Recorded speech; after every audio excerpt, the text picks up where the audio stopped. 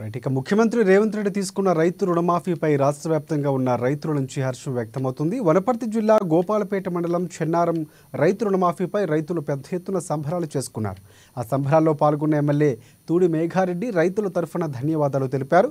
రైతు రుణమాఫీ కింద రైతుల ఖాతాల్లో నగదు జమ చేయడం సంతోషంగా ఉందని ఆయన తెలిపారు.